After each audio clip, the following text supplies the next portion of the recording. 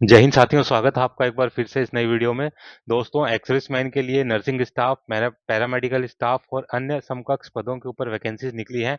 तो आज की इस वीडियो में हम चर्चा करेंगे कि ये वैकेंसी कहां पर निकली है, इसमें एक्सर्विस मैन के लिए कितने जो पोस्ट हैं वो रिजर्व हैं, किस प्रकार से इसका सिलेक्शन होगा और एक्सर्विस मैन का जो एज रिलैक्सेशन है वो किस प्रकार से होगा।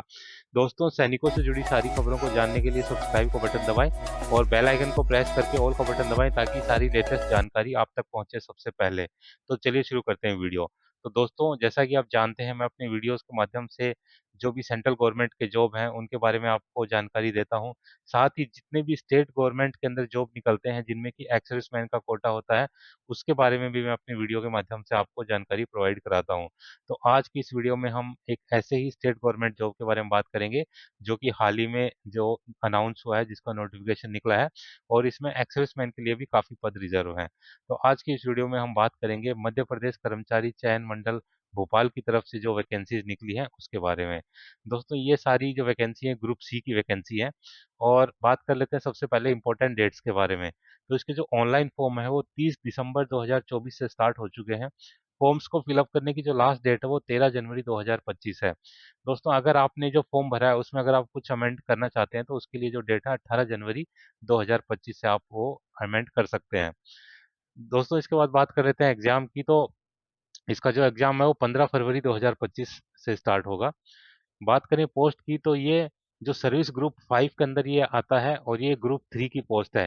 इसके अंदर नर्सिंग स्टाफ, पैरामेडिकल स्टाफ और बाकी के जितने पद हैं जो हम आगे देखेंगे, उनमें सभी में ये एक साथ इसका जो एग्जाम होगा।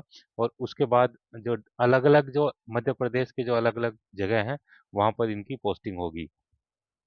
दोस्तों, इसमें जो एज की बात कर लेते हैं तो जो नॉर्मल कैंडिडेट के लिए जो एज 18 से लेकर के 40 वर्ष रखी गई है, और बाकी के जो रिजर्व्ड कैंडिडेट हैं उनके लिए जो एज है वो 18 से लेकर के 45 वर्ष है।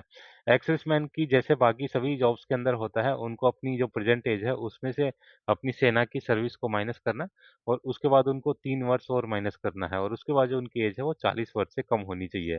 तो मैक्सिमम जो सारे एक्सेसमैन हैं वो इसमें एलिजिबल होंगे। और जो मैक्सिमम जो एज रहती है एक्स सर्विसमैन की अप्लाई करने के लिए वो 50 वर्ष ही रहती है। दोस्तों, इसके बाद बात कर लेते हैं वैकेंसीज की। तो यहाँ पर बहुत सारी वैकेंसीज निकली हैं और अलग अलग जगह के ऊपर निकली हैं। कुल मिला के टोटल 1170 वैकेंसीज हैं। लेकिन आज हम यहाँ पर बात करेंगे केवल उन वैकेंसीज की जो है एक्स सर्विसमैन के लिए रिजर्व। तो उसमें भी काफ़ी जो वैकेंसीज हैं। दोस्तों, जैसे कि आप जानते हैं कि मध्य प्रदेश के अंदर जो एक्स सर्विसमैन का जो कोटा होता है सरकारी जॉब्स के अंदर, वो 10% का होता है। और जो ग्रुप सी के लिए 10% का और ग्रुप डी के जो जॉब है उनके लिए 20% जो कोटा होता है वो एक्स सर्विसमैन के लिए रिजर्व रहता है। बाकी सभी स्टेट्स में अपना अपना अलग रहता है, तो यहाँ पर 10% है। दोस्तों, अभी देख लेते हैं वैकेंसीज की, तो कौन कौन सी वैकेंसीज हैं। इसमें आप कई वैकेंसीज को रिपीट भी देखेंगे, और रिपीट इसलिए देखेंगे क्योंकि वो एक जगह पे नहीं होकर अलग अलग जगह के ऊपर है।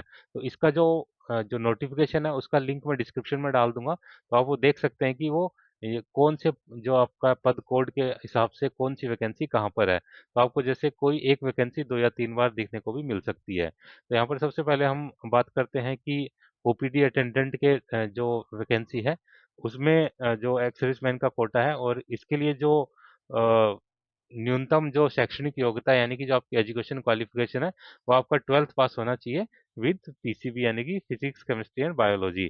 बात करें सैलरी की तो यहाँ पर जो सैलरी है 15,500 से 49,000 है जो बेसिक है। तो ग्रोस सैलरी आपकी लगभग 35,000 से 40,000 के बीच में होगी। दोस्तों, इसके बाद जो नेक्स्ट है वो भी लैब अटेंडेंट है। यहाँ पर भी एक्स सर्विसमैन का कोटा है। ये जो पद कोड 08 है, और यहाँ पर सिर्फ आपका 12th पास होना चाहिए पीसीबी के साथ। इसके बाद जो नेक्स्ट है जो पद कोड 75 है, यहाँ पर ड्रेसर ग्रेड 2 की वैकेंसी है। तो यहाँ पर भी एक्सर्विसमैन की वैकेंसी है, लेकिन यहाँ पर आपका जो 12th पास होना चाहिए पीसीबी के साथ, प्लस आपका 3 महीने का ड्रेसर का जो है ट्रेनिंग होनी चाहिए। इसके बाद नेक्स्ट आपका रेडियोग्राफर की है। यहाँ पर आपका हालांकि 12th पास ही मांगा है, लेकिन आपके पास जो रेडियोग्राफर का कोई डिग्री या डिप्लोमा होना चाहिए। इसके बाद दोस्तों नेक्स्ट है टेक्नीशियन का।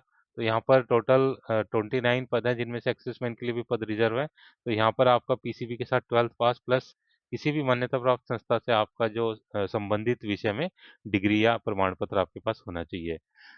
उसके बाद बात करें टेक्नीशियन असिस्टेंट की। यहाँ पर टोटल 15 पद हैं जिनमें से 2 पद एक्सिसमैन के लिए रिजर्व है। तो यहाँ पर आपका 10+2 होना चाहिए। पीसीबी के साथ, और उसके बाद आपका डिग्री या डिप्लोमा होना चाहिए कोई भी रिलेटेड जो आपका ट्रेड है उससे संबंधित। यहाँ पर टेक्नीशियन असिस्टेंट की जो पोस्ट है इसमें सेम वही मांगा गया है, 12th पास प्लस आपका डिग्री डिप्लोमा। दोस्तों इसके बाद ऑप्टोमेट्रिस्ट की जो पोस्ट है उसमें भी एक्सर्विसमैन का कोटा है।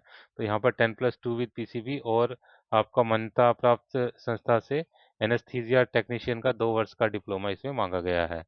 इसके बाद नर्सिंग ऑफिसर के जो पद हैं उनमें भी 10+2 प्लस आपका बीएससी नर्सिंग या जनरल नर्सिंग, तो इसमें से कोई एक आपका होना चाहिए, उसमें ट्रेनिंग आपकी होनी चाहिए।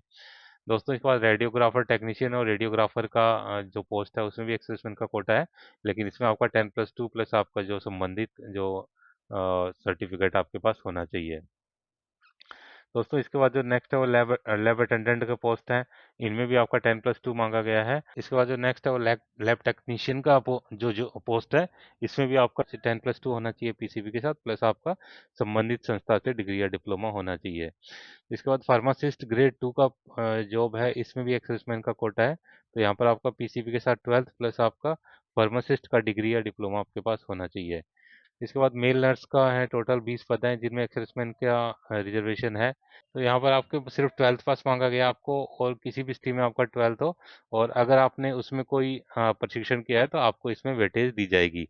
दोस्तों इसके बाद नेक्स्ट है जो नेक्स्ट लैब अटेंडेंट के 6 पद हैं यहाँ पर। इसमें आपको बायोकेमिस्ट्री और फिजिक्स के साथ 10+2 पास होना चाहिए, और मान्यता प्राप्त संस्था से आपके पास डिग्री डिप्लोमा होना चाहिए। दोस्तों बात कर लेते हैं फीस की। तो यहाँ पर जो अनरिजर्व कैंडिडेट है उनके लिए 500 रुपये की फीस है, जो रिजर्व कैंडिडेट है उनके लिए 250 रुपये की फीस रखी गई है। अभी देख लेते हैं, इसका एक ही एग्जाम होगा। एग्जाम के अंदर आपके 2 पार्ट होंगे, 100 नंबर का पेपर होगा, और पार्ट 1 आपका 25 नंबर का होगा, जिसमें सामान्य ज्ञान, सामान्य हिंदी, सामान्य अंग्रेजी, सामान्य गणित, सामान्य विज्ञान, सामान्य अभिरुचि आएगा। और जो 75 जो मार्क्स का होगा वो आपका ट्रेड से रिलेटेड जो क्वेश्चंस हैं वो होंगे। दोस्तों भी देख लेते हैं कैसे अप्लाई करना है। तो आपको जो मध्य प्रदेश गवर्नमेंट की जो वेबसाइट है www.mponline.gov.in, तो यहाँ पर आपको सिटीजन सर्विस के अंदर जाके इसमें अप्लाई कर सकते हैं। तो दोस्तों कुल मिला के देखा जाए तो काफ़ी बढ़िया जॉब है। जो लोग भी साइंस साइड से 12th हैं वो सभी इसमें अप्लाई कर सकते हैं, और जिनके पास जो ट्रेड रिलेटेड जो भी जिन्होंने काम किया है सेना के अंदर, चाहे वो आर्मी, नेवी, एयरफोर्स किसी में भी किया हो, तो वो सब भी इसमें अप्लाई कर सकते हैं। तो दोस्तों ये थी सारी जानकारी। उम्मीद है कि वीडियो आपको पसंद आया होगा। वीडियो अगर पसंद आए तो लाइक शेयर सब्सक्राइब करना ना भूलें, और बने रहें मेरे साथ इसी प्रकार के इंटरेस्टिंग वीडियोज़ के लिए। वीडियो में बने रहने के लिए आप सभी का धन्यवाद। जय हिंद।